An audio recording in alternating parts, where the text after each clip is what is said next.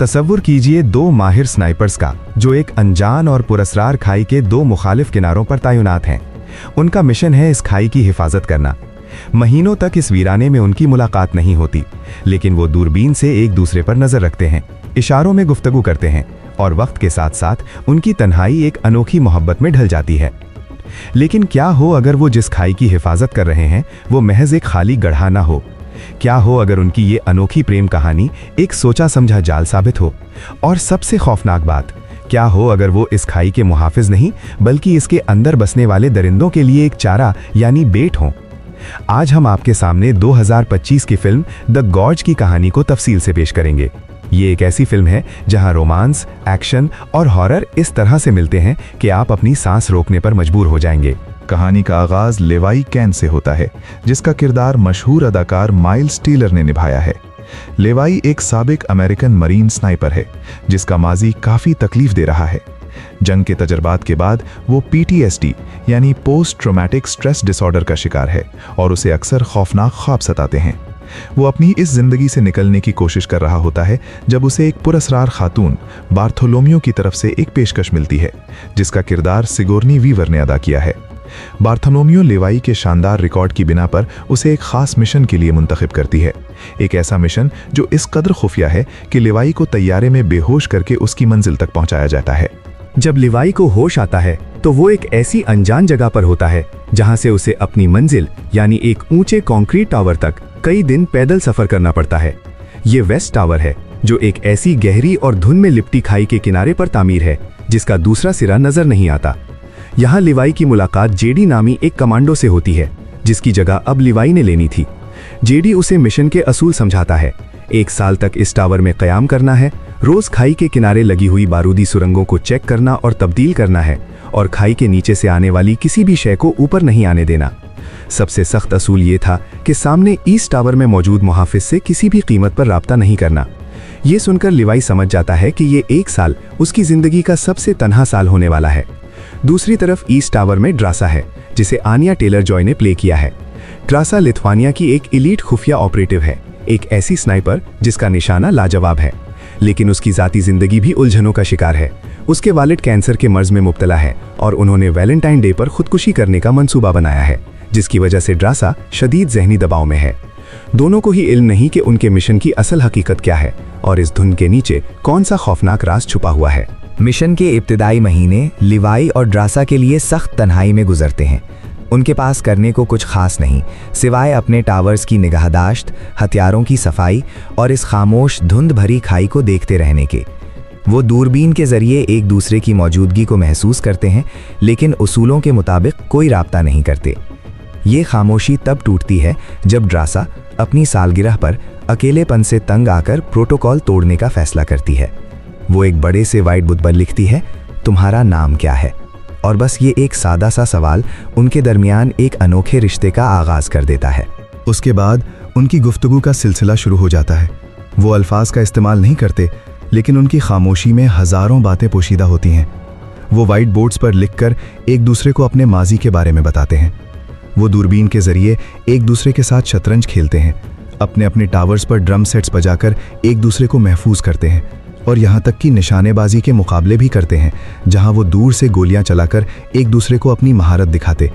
यहाँ फिल्म के मेकर्स ने एक छोटा सा ईस्टर एग भी डाला है। आनिया टेलर जॉय ने द क्वींस गैम्बिट में एक शतरंज चैंपियन का किरदार निभाया था और माइल्स टेलर ने विप्लैश में एक ड्रमर का। तो उनके किरदारों का यहाँ शतरंज खेलना और ड्रम बजाना उनके पुराने किरदारों की एक दिलचस्प याद दिलाता है। इन छोटी छोटी हरकतों से उनके दरमियान एक गहरा बंधन बन जाता है। वो एक दूसरे की आदतों, उनके उठने बैठने के अंदाज और उनके चेहरे के तासुरात को पहचानने लगते हैं। उनका रिश्ता एक ऐसी अनोखी प्रेम कहानी है जो बिना एक लफ्ज़ बोले महज इशारों और एहसास की बिना पर आगे बढ़ रही थी। उनकी तन्हाई अब इतनी चुभती नहीं थी, क्योंकि अब वो जानते थे कि इस खाई के दूसरे पार कोई है जो उन्हीं की तरह महसूस करता है। कई हफ्तों के इस खामोश रोमांस के बाद एक रात अचानक सब कुछ बदल जाता है। खाई की गहराइयों से अजीबो गरीब चीखें गूंजती हैं और धुंध के अंदर से कुछ साए ऊपर चढ़ते हुए दिखाई देते हैं। ये थे हॉलो मैन यानी दरंदे। ये दरंदे इंसानी शक्ल के थे, लेकिन इनके जिस्म दरख्तों की शाखों की तरह अजीब अंदाज में म्यूटेट हो चुके थे। वो तेजी से ऊपर चढ़ रहे थे और उनका मकसद साफ था, इन टावर्स तक पहुंचकर बाहर की दुनिया में दाखिल होना। ये पहला मौका था जब लिवाई और ड्रासा को अपने मिशन की असल वजह का अंदाजा हुआ। उनका काम सिर्फ खाई की निगरानी करना नहीं, बल्कि इन दरिंदों को रोकना था। एक्शन फौरन शुरू हो जाता है। लिवाई अपने टावर से उन हॉलो मैन पर फायर करता है, जबकि ड्रासा अपने टावर से उसे कवर फायर देती है। दोनों ने कभी साथ काम नहीं किया था, लेकिन उनकी केमिस्ट्री ऐसी थी जैसे वो बरसों से एक टीम हो। लिवाई जहां निशाना लगाता, ड्रासा फौरन उसके अगले हदफ को पहचान लेती। उनका तालमेल बिल्कुल मुकम्मल था। एक एक करके वो नीचे से आने वाले तमाम दरिंदों को मार गिराते हैं। सुबह तक जब हमला खत्म होता है तो ड्रासा व्हाइट बोर्ड पर लिवाई को लिखकर बताती है, ये मेरी जिंदगी की सबसे बेहतरीन सालगिरह थी। इस खौफनाक रात ने उनके रिश्ते को मजीद मजबूत कर दिया था। लेकिन इस वाकये के बाद एक अजीब चीज होती है। दोनों देखते हैं कि खाई के अंदर से एक छोटा सा जदीद ड्रोन निकलकर तेजी से कहीं उड़ जाता है। ये ड्रोन उन दोनों के लिए नहीं था। इससे उनके जहन में पहली बार शक का बीज पैदा होता है। आखिर इस खाई में ऐसा क्या है जिसकी निगरानी के लिए एक ड्रोन भी भेजा गया।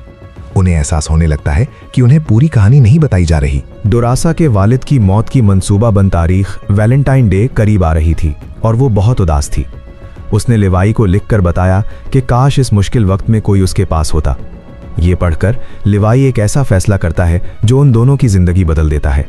वो अपने टावर में मौजूद सामान से एक जिप लाइन सिस्टम बनाता है और उसकी केबल को डरासा के टावर तक पहुंचा देता है। डरासा उस केबल को मजबूती से बांध देती है और लिवाई उस खाई के ऊपर इस पतली सी रस्सी के सहारे अपना सफर शुरू करता है। ये एक इंतहाई खतरनाक सफर था, लेकिन डरासा से मिलने की चाहत हर डर पर गालिब थी। आधे घंटे की मुश्किल कोशिश के बाद लिवाई आखिरकार ईस्ट टावर पहुंच जाता है। ये उनकी पहली मुलाकात थी। महीनों की तन्हाई और खामोश मोहब्बत के बाद वो आखिरकार एक दूसरे के रूबरू थे। इस रात वो साथ में डिनर करते हैं, एक दूसरे से अपने माजी, अपने खौफ और अपनी उम्मीदों के बारे में बात करते हैं। लिवाई, जो शायरी भी लिखता था, ड्रासा को बताता है कि उसने उसके लिए एक नज़्म लिखी है जो वो उसे तब देगा जब वो इस मिशन से निकल जाएंगे। ये एक बहुत ही रोमांटिक और पुरसुकून रात थी, लेकिन उनकी ये खुशी ज़्यादा देर कायम न रह सकी। अगली सुबह जब लिवाई जिपलाइन से वापस अपने टावर जा रहा होता है तो नीचे से कुछ होलोमैन बारूदी सुरंगों को धमाके से उड़ा देते हैं। धमाके की वजह से जिपलाइन की केबल टूट जाती है और लिवाई अपना तवाज़ुन खोकर इस बेअंत गहरी खाई में गिर पड़ता है। वो आखिरी लम्हे में अपना पैराशूट खोलने में कामयाब हो जाता है, लेकिन अब वो खाई के अंदर था। ड्रासा ये मंजर देखकर एक पल के लिए भी नहीं सोचती। वो फौरन अपने पैराशूट और ज़रूरी सामान के साथ लिवाई को बचाने के लिए खाई में छलांग लगा देती है। दोस्तों, इससे पहले कि हम ये जानें कि लिवाई और ड्रासा के साथ इस खौफनाक खाई के अंदर क्या हुआ और वहाँ क्या राज दफन थे, एक छोटी सी दरख्वास्त है। अगर आपको ऐसी ही दिलचस्प और पुरअसरार फिल्मों की कहानियाँ उर्दू में पसंद हैं तो हमारे चैनल को सब्सक्राइब करना ना भूलें और बेल आइकन को ज़रूर प्रेस करें ताकि आप हमारी कोई भी वीडियो मिस ना करें। खाई के अंदर का मंजर किसी और ही दुनिया जैसा था। हर तरफ अजीब व गरीब म्यूटेट हुए पौधे और जानवर थे और हवा में एक पीली धुंध छाई हुई थी। लिवाई एक दरख्त से उल्टा लटक रहा था और एक अजीब मखलूक उस पर हमला करने ही वाली थी कि ड्रासा वक्त पर पहुंचकर उसकी जान बचा लेती है। यहाँ उनका सामना हॉलोवैन से दोबारा होता है, लेकिन इस बार ये दरिंदे घोड़ों पर सवार थे और ज़्यादा खतरनाक लग रहे थे। एक जगह ड्रासा एक चिपचिपे दरख्त के जाल में फंस जाती है, जहाँ से लिवाई उसे बचाता है। अपनी जान बचाते बचाते वो एक तबाहशुदा गांव और एक पुराने चर्च तक पहुँचते हैं। चर्च के अंदर उन्हें बहुत से इंसानी ढांचे मिलते हैं जिनके हाथों में साइनाइड की शीशियाँ थीं, जैसे उन्होंने किसी बदतर मौत से बचने के लिए खुदकुशी कर ली हो। यहीं उन्हें एक पुरानी रिसर्च लेबोरेटरी मिलती है। अंदर जाकर उन्हें एक फिल्म रील मिलती है जो इस जगह का सारा राज फाश कर देती है। असल में दूसरी जंग अजीम के दौरान यहाँ पर अमेरिका और रूस मिलकर एक इंतहाई खुफिया बायोवेपन रिसर्च फैसिलिटी चला रहे थे। उनका मकसद एक ऐसा केमिकल हथियार बनाना था जो इंसानी डीएनए को पौधों और जानवरों के डीएनए के साथ मिलाकर हाइब्रिड सुपर सोल्जर्स बना सके। लेकिन एक दिन एक शदीद जलजला आया जिसकी वजह से ये केमिकल लीक हो गया। इस केमिकल ने वहां मौजूद पूरी मिलिट्री बटालियन को उन दरिंदों यानी होलोमैन में तब्दील कर दिया जो अब तक इस खाई में कैद थे।